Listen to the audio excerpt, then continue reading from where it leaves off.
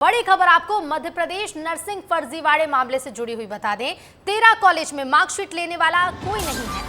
Nursing council ने speed post card से marksheet भेजी है। मार्कशीट वापस नर्सिंग रजिस्ट्रेशन काउंसिल भोपाल आई।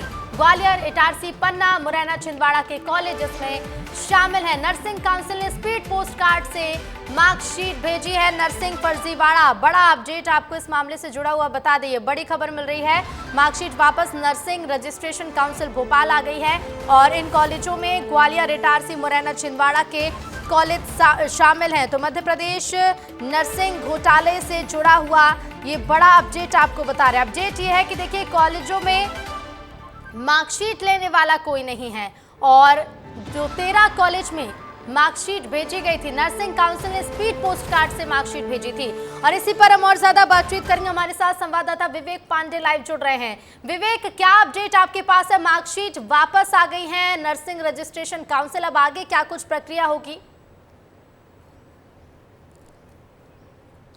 ऋतु, एक बड़ी बात है कि मध्य प्रदेश में ये स्पष्ट हो चुका है कि इस पूरे नर्सिंग कॉलेज फर्जीवाड़े में पूरी तरीके से सिस्टम भ्रष्ट है। उसका कारण यह है कि छात्रों की परीक्षा कराई गई, परीक्षा कराने के बाद मार्कशीट भेजी गई और ये मार्कशीट उन कॉलेजों में भेजी गई है जिसे सीबीआई ने सूटेबल अपनी रिपोर्ट में बताया और हाई कोर्ट को बताया कि ये वो कॉलेज हैं जो सूटेबल की श्रेणी में आते हैं। लेकिन नर्सिंग काउंसिल ने जब एग्ज़ाम हुआ, 2022 में एग्ज़ाम हुआ, एग्ज़ाम होने के बाद कॉलेजों को मार्कशीट भेजी गई तो वहाँ कोई कलेक्ट करने वाला ही नहीं था। यानी कि क्या कागजों में ही कॉलेज चल रहे हैं या फिर जो छात्र हैं वो किसी दूसरे राज्य के हैं।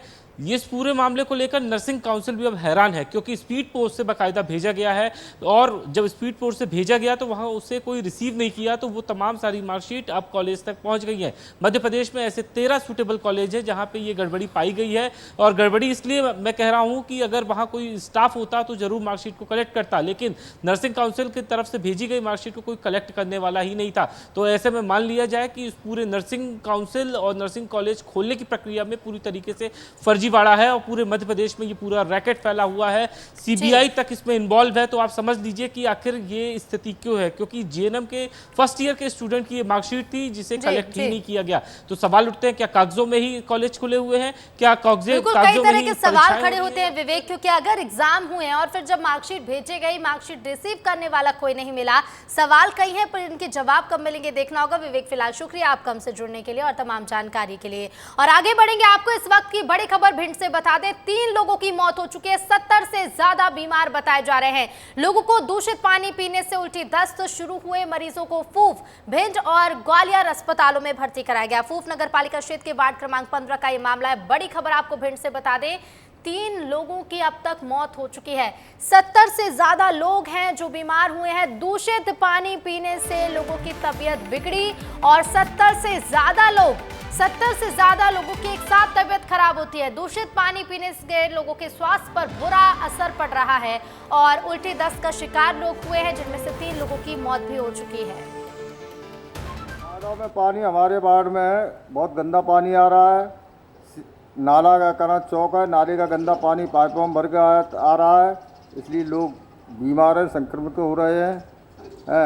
यहाँ का नगर पालिका का अमला कोई ध्यान नहीं दे रहा है, नालों की सफाई नहीं है। जब नल शुरू होते हैं तब थोड़ा गंदा पानी आता है। गंदा पानी आने से कुछ लोग यहाँ बीमार हो रहे हैं, उनको उल्टी और दस्त की शिकायत हो रही है, कुछ को इन्फेक्शन हो रहा है। या किया क्या, बम्बे की सफाई नहीं हुई, इसमें से लाइनें हैं, पानी रुका हुआ है, जाम पड़ा है वो नाला पूरा, इसलिए वो लाइनों में पानी आता है और गंदा पानी आ रहा है। और ज्यादा जानकारी के लिए सीधे रुख करेंगे, ग्वालियर से संवाददाता अनिल गौर जुड़ रहे हैं। अनिल, क्या पहले भी दूषित पानी पीने से लोग बीमार हो चुके हैं और अगर हुए हैं तो अब तक सुधार क्यों नहीं किया गया, व्यवस्थाएं क्यों नहीं की गई? 70 से ज्यादा लोग बीमार हुए हैं। अनिल, बिल्कुल ऋतु, देखिए ये भिंड जिले का फूफ इलाका है जहां पर नल से जो दूषित पानी आता है उससे 80 से अधिक लोग बीमार हैं। और सबसे खास बात यह है कि इनमें 3 लोगों की जान भी चली गई है। और सबसे चौंकाने वाली बात यह है कि लगातार इन मरीजों की संख्या लगातार तेजी से बढ़ रही है, क्योंकि जिस तरीके से सोमवार से ये सिलसिला जारी है, सोमवार को 50 जो लोग थे वो दूषित पानी पीने की वजह से उल्टी दस्त हुए थे, उनको अस्पताल में भर्ती कराया। फिर मंगलवार की रात 25 नए और लोगों को यही समस्या पैदा हुई, तो उसके बाद उनको भी भर्ती कराया, जिनमें से 20 लोगों की गंभीर हालत है, उन्हें ग्वालियर जिला अस्पताल में भर्ती कराया गया है। इस पूरे मामले में 80 से अधिक लोग अभी भी इस उल्टी दस्त के शिकार है। हालांकि कलेक्टर का कहना है कि अभी जो स्थिति है वो कंट्रोल में है। वहीं मुरैना, ग्वालियर और भिंड की जो एम्बुलेंस है उनको भी अलर्ट मोड पर रखा गया है, क्योंकि लगातार इनकी संख्या बढ़ती जा रही है। उन लोगों का कहना है कि जो नल से दूषित पानी आ रहा है उससे लोगों को ज्यादा समस्या आ रही है, उल्टी दस्त के लोग शिकार हो रहे हैं। ऋतु जी बिल्कुल, साथ ही अनिल ये भी बताएगा क्योंकि 70 से ज़्यादा लोग बीमार हुए हैं, 3 लोगों की मौत हो जाना एक बड़ी बात है। जो लोग बीमार हैं, जिनका स्वास्थ्य खराब है, जिनका इलाज चल रहा है, क्या उनकी फिलहाल स्थिति अनिल? देखिए, अभी इन जो 70 से 80 लोग जो अस्पताल में भर्ती हैं उनमें से 3 लोगों की मौत हो गई है। हालांकि जो आधिकारिक पुष्टि है वो अभी एक की हुई है, क्योंकि कलेक्टर ने कहा है कि एक की दूषित पानी से मौत हुई है, तो वहीं जो दूसरे बुजुर्ग की मौत हुई है वो पहले से ही बीमार था, ये कलेक्टर का कहना है। हालांकि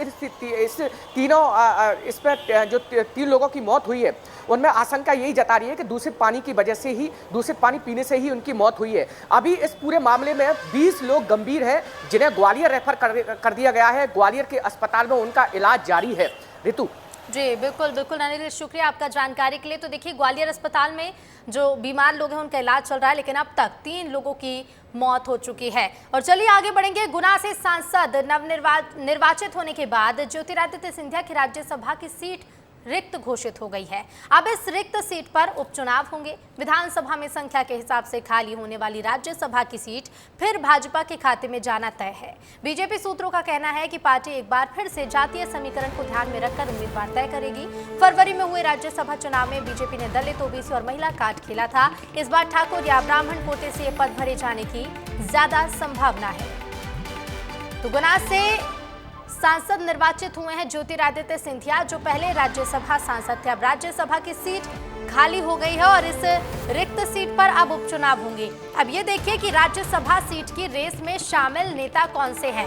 मध्य प्रदेश से पूर्व सांसद केपी यादव, पूर्व मंत्री डॉक्टर नरोत्तम मिश्रा, इसके साथ ही पूर्व मंत्री देखिए रमाकांत भार्गव, जो कि पूर्व सांसद रह चुके हैं, ये इस सीट की रेस में शामिल हैं। और देखिए कुल 4 नाम हैं। इन 4 नामों में से कोई एक हो सकता है, लेकिन आपको बता दें चुनाव में बीजेपी ने दलित, ओबीसी और महिला कार्ड खेला था। इस बार ठाकुर या फिर ब्राह्मण कोटे से ये पद भरे जाने की संभावना ज्यादा है। कुछ नाम है जो रेस में शामिल हैं, लेकिन राज्यसभा सीट किसकी होगी और इस सीट के खाली होने के बाद उपचुनाव में किसे मौका मिलेगा, ये देखना होगा।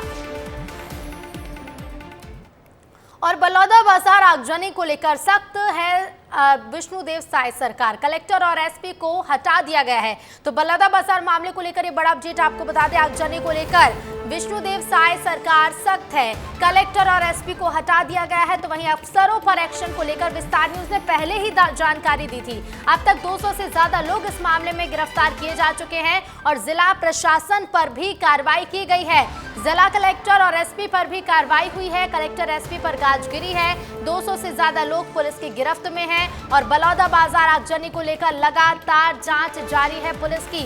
200 से ज्यादा लोग गिरफ्त में हैं। ये 2 तस्वीरें आप देखिए। विस्तार न्यूज आपको लगातार अपडेट दिखा रहा है किस तरह से ये पूरा घटनाक्रम शुरू हुआ, हिंसा कहां से शुरू हुई, बलौदाबाजार में कब क्या हुआ। ये देखिए 10 जून को प्लानिंग के साथ उपद्रवी पहुंचे थे और फिर जो हुआ वो तस्वीरें हमने आपको दिखाई। जिस तरह की तस्वीरें सामने आई, प्लानिंग के साथ उपद्रवी पहुंचते हैं 10 जून को। कलेक्टर एसपी ऑफिस में आग लगा दी गई। कलेक्टर एसपी ऑफिस में जितनी भी फाइलें रखी थी सभी जलकर खाक हो चुकी है। वो तस्वीरें भी आपने हमारी टीवी स्क्रीन पर देखी हैं। और देखिए 10 जून को ही परिसर में खड़ी सैकड़ों गाड़ियों को भी फूंक दिया गया। तो अब विष्णुदेव साय सरकार सख्त है इस मामले को लेकर। कलेक्टर और एसपी पर गाज भी गिरी है। और ये देखिए आप कि अब तक इस मामले में क्या कुछ हुआ है। दरअसल देखिए विवाद शुरू हुआ था कुछ महीनों पहले, लेकिन लगातार हमने जिस तरह से देखा कि विवाद में कई बार ये कहा भी गया कि आंदोलन किया जाएगा, कई बार ये कहा गया कि प्रदर्शन किया जाएगा। जिला प्रशासन को इस मामले की जानकारी होने के बावजूद इस मामले में कोई एक्शन नहीं लिया गया, जिसका नतीजा ये निकला कि 10 जून को जो घटनाक्रम वहां पर हुआ, जिस तरह से आगजनी की गई, वो तस्वीरें हमने देखी। कलेक्टर और एसपी ऑफिस पूरी तरह से जलकर खाक हो चुका है। तो वहीं अब इस मामले में अपडेट ये है कि 200 लोग अब तक गिरफ्तार किए जा चुके हैं। जो बात पहले ही विस्तार न्यूज कह रहा था कि जिला प्रशासन पर भी कार्रवाई होगी, कार्रवाई हुई भी और एसपी और कलेक्टर को हटा दिया गया है। और बात करेंगे अब मध्य प्रदेश की, क्योंकि मध्य प्रदेश में सरकारी और निजी मेडिकल कॉलेज के छात्रों के लिए एक बड़ी खबर है। अगले सत्र से एमबीबीएस, बीडीएस करने वाले छात्रों को बॉन्ड नहीं भरना होगा। पहले इन मेडिकल छात्रों को 30 लाख रुपए का लिविंग बॉन्ड भरना होता था। तो मध्य प्रदेश के सरकारी और निजी मेडिकल कॉलेज के छात्रों के लिए ये बड़ी खबर है, ये अच्छी खबर है। अगले सत्र से जो एमबीबीएस, बीडीएस करने वाले छात्रों ने उन्हें बॉन्ड नहीं भरना होगा। बड़ी राहत है। देखिए, पहले 30 लाख रुपए का लिविंग बॉन्ड देना होता था एमबीबीएस और बीडीएस के छात्रों को, और पढ़ाई बीच में छोड़ने पर 30 लाख रुपए भरने होते थे। लेकिन अब एक बड़ी राहत मिली है इन छात्रों को जो अगले सत्र से एडमिशन लेंगे। देश का पहला राज्य मध्य प्रदेश बना है जहां एमबीबीएस और बीडीएस के छात्रों को ये राहत दी गई है। पहला राज्य बना है मध्य प्रदेश जहां इन छात्रों के लिए फैसला किया गया। और एमबीबीएस और बीडीएस के छात्रों को पहले बॉन्ड भरना होता था जिसकी रकम 30 लाख रुपए होती थी। यानी कि अगर एमबीबीएस और बीडीएस में एडमिशन लेने वाला छात्र बीच में पढ़ाई छोड़ता है तो उससे 30 लाख रुपए का लिविंग बॉन्ड देना होता था। लेकिन अब ये राहत दी गई है, और राहत ये है कि अब अगले सत्र से एडमिशन लेने वाले छात्रों को बॉन्ड नहीं भरना होगा। चलिए, इंदौर से मिल रही है इस वक्त की बड़ी खबर। स्मार्ट सिटी में भी भ्रष्टाचार का मामला उजागर हुआ है। नियमों को ताक पर रखकर अफसरों की मनमानी उजागर हुई है। अफसरों ने निजी कंपनी का अनुबंध 9 साल तक बढ़ा दिया। महापौर पुष्यमित्र भार्गव के एक पत्र से अब हड़कंप मचा है। महापौर ने ईओडब्ल्यू और लोकायुक्त से जांच की मांग की है। ये पूरा मामला 2021 का बताया जा रहा है। बड़ी खबर आपको बता दें, स्मार्ट सिटी इंदौर, और इंदौर में भ्रष्टाचार का मामला उजागर हुआ जहां नियमों को ताक पर रखकर अफसरों की मनमानी देखने को मिली है। अफसरों ने नियमों को ताक पर रखा, निजी कंपनी का अनुबंध 9 साल तक बढ़ा दिया। महापौर पुष्यमित्र भार्गव के एक पत्र से अब हड़कंप मचा हुआ है। महापौर ने ईओडब्ल्यू और लोकायुक्त से जांच की मांग की है। पूरा मामला 2021 का बताया जा रहा है, लेकिन महापौर ने जो पत्र लिखा, ये आप देखिए टीवी स्क्रीन पर, एक बड़ा लेटर लिखा है। और सीधे रुक करेंगे, हमारे साथ इंदौर से संवाददाता पुनीत विजयवर्गीय लाइव जुड़ रहे हैं। पुनीत, एक बड़ा मामला है, महापौर ने लेटर लिखा जिसके बाद ये मामला उजागर हुआ, जांच की मांग की गई है। फिलहाल क्या अपडेट पुनीत? जी बिल्कुल रितु, देखिए इंदौर नगर निगम लगातार घोटाले को लेकर विवादों में बना हुआ है, और अब जो महापौर ने पत्र लिखा है उसको लेकर भी अब कहीं न कहीं राजनीति गर्मा सकती है। महापौर इंदौर हमारे साथ मौजूद है, पुष्यमित्र भार्गव जी, हम उनसे चर्चा कर लेते हैं इस मामले को लेकर। देखिए, अभी बात करने को तो तैयार नहीं हो रहे हैं, कुछ मीटिंग में है, लेकिन निश्चित तौर पर जो ये घोटाला सामने आया है इसमें कई सारे आईएएस अधिकारियों के भी नाम सामने आएंगे। उस जो नगर निगम का स्मार्ट सिटी है उस समय 2021 की ये बात है, और कलेक्टर और निगम आयुक्त जो होते हैं वो स्मार्ट सिटी के ही मुखिया होते हैं। कहीं न कहीं जो आईएएस अधिकारी उस समय के रहे हैं वो लोग इसमें फंसते हुए नजर आएंगे रितु।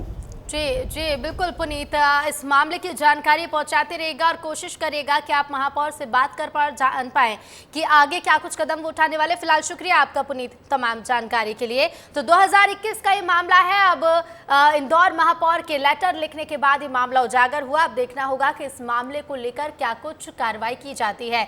चलिए आगे बढ़ेंगे। राज्य सरकार ने 3 आईएएस अफसरों के प्रभार में बदलाव किया है। 1990 बैच के आईएएस एसीएस राजेश राजौरा को मुख्यमंत्री सचिवालय का अतिरिक्त प्रभार सौंपा गया। अभी उनके पास जल संसाधन विभाग और एनवीडीए की जिम्मेदारी भी है जो जारी रहेगी। तो वहीं आईएएस संजय शुक्ला को भी वर्तमान दायित्व के अलावा मुख्यमंत्री का प्रमुख सचिव का चार्ज सौंपा गया है। 3 आईएएस अफसरों के प्रभार में बदलाव किए हैं राज्य सरकार ने। 1990 बैच के आईएएस एसीएस राजेश राजौरा को मुख्यमंत्री सचिवालय का अतिरिक्त प्रभार सौंपा गया है। और इधर आगे बढ़ेंगे, डिंडोरी की बात करेंगे जहां चोरों ने कई घरों को एक साथ अपना निशाना बनाया, दीवारों में सेंध लगाकर चोरी का प्रयास किया, जिसके बाद पुलिस गश्त पर सवाल खड़े हो रहे हैं। मेहदबानी थाना क्षेत्र के सारस टोली गांव का ये पूरा मामला बताया जा रहा है। दीवारों में सेंध लगाकर देखिए किस तरह से चोरों के हौसले बुलंद हैं कि दीवारों में सेंध लगाकर चोरी की कोशिश उन्होंने की है और एक साथ कई घरों को कई चोरों ने अपना निशाना बनाया, दीवारों में सेंध लगाई और कई घरों में चोरी करने की कोशिश की। नए शिक्षा सत्र 2024-25 की शुरुआत होने को है और ऐसे में देश के भविष्य कहे जाने वाले बच्चों के लिए शिक्षा विभाग ने किस तरह से स्कूलों में व्यवस्था की। इसी बीच विस्तार न्यूज प्राथमिक स्कूल मुंगेली जिले के सोलहा बेल्हा पहुंचे, जहां जान जोखिम में डालकर बच्चे पढ़ाई करने को मजबूर हैं। तमाम विषयों को लेकर विस्तार न्यूज की टीम ने इस स्कूल में पढ़ने वाले बच्चे और उनके पालकों से भी बातचीत की, साथ ही शिक्षा विभाग के नए सत्र की तैयारियों का जायजा भी लिया है। हम मौजूद है मुंगेली ज़िले के ग्राम सोलहा बेला में, जहां आप देख सकते हैं जो स्कूल भवन है, नई शिक्षक सत्र चालू होते ही किस तरीके की यहां पढ़ाई होगी। तो सबसे पहले मैं आपको बता दूं कि ये जो भवन है पूरी तरीके से भवन जर्जर दिखाई दे रही है और जो ये सामने की स्थिति है, आप ऐसा लग रहा है सामने की स्थिति जो छूने से ही गिर जाएगी। कब से हालत है, बच्चे इसी हालत में पढ़ाई करते हैं? हाँ, इसी हालत में पढ़ाई करते हैं तो 5-7 साल पुराना हो चुके जी। इसमें कभी मरम्मत होता है या कुछ होता है? अरे कहीं कहीं थोड़ा बहुत मरम्मत होता है यार, नहीं के बराबर। स्कूल की हालत कब से ऐसी है? बहुत दिन हो गया सर ऐसी है। तो आप लोगों ने इसके लिए कभी सरपंच को या यहाँ टीचरों को बोला है? बोले हैं सर, ध्यान नहीं देते हैं। क्यों नहीं बोलेंगे भाई, बोलते हैं। ये तो पूरा जर्जर हो गया स्कूल, यहाँ तो अभी बरसात में पानी टपके गए ऊपर से छत से। हाँ। कब से स्कूल इसने हुए? 7-8 साल। 7-8 साल से इसने हुए। तो तुम मतलब टीचर मान ला बोला नहीं कभी बनवाए पर या कुछ चीज पर? हाँ। तो क्या बोलते टीचर मान? अभी नहीं है मन, अब अभी नहीं बना, बहुत दिन के बाद बन की थी। और पूरा वहाँ से तार में करंट मारता है। करंट मारते? हाँ। और बारिश वारिश होते तो कैसे रही थे? पूरा पानी पूरा किचकिच ले हो जाए, पानी किचकिच ले भरा जाते। ना तो यहाँ पे कोई बाउंड्री वॉल है, ना ही कोई सूचनात्मक बोर्ड है। अब देखना ये है कि स्कूल खुलते ही क्या जो जिला प्रशासन है या शिक्षक विभाग है इस पर किसी और ध्यान देता है या इसी तरीके से किसी बड़ी दुर्घटना की इंतजार करेगा। और मध्य प्रदेश के कई जिलों में बारिश का पूर्वानुमान जारी किया गया है। राजधानी भोपाल के अलावा जबलपुर, शहडोल, शिवपुरी, रायसेन, विदिशा, दमोह और सागर में भी बारिश की संभावना है, जहां कुछ शहरों में गरज चमक के साथ बारिश और धूल भरी आंधी चलने की आशंका भी जाहिर की गई है। तो गरज चमक के साथ होगी बारिश। 18 जून से प्री मानसून दस्तक देगा। कई जिलों में बारिश का अनुमान है और मध्य प्रदेश में बारिश का पूर्वानुमान जारी किया गया है। 18 जून से प्री मानसून की दस्तक होगी मध्य प्रदेश में। कई जिलों में फिलहाल बारिश देखने को मिल सकती है। मौसम में लगातार बदलाव देखने को मिल रहा है। कहीं टेम्परेचर बढ़ रहा है तो कई इलाकों में बादल भी देखने को मिल रहे हैं और एक बार फिर गरज चमक के साथ बारिश का दौर शुरू होने वाला है और प्री मानसून की दस्तक 18 जून को होगी। और बात अब करेंगे मध्य प्रदेश की बात छत्तीसगढ़ के मौसम की। तो छत्तीसगढ़ में इन दिनों मौसम का मिजाज बदला हुआ है। राजधानी रायपुर समेत प्रदेश के कई जिलों में बारिश के आसार है। कई जगहों पर गरज चमक के साथ बारिश की आशंका है। देश में अगले 2 दिनों तक ऐसे ही मौसम रहने की संभावना है। तो वहीं मौसम वैज्ञानिकों का कहना है कि आगामी 24 घंटे में प्रदेश के उत्तरी और मध्य भागों में अधिकतम तापमान में कोई विशेष बदलाव होने की संभावना नहीं है।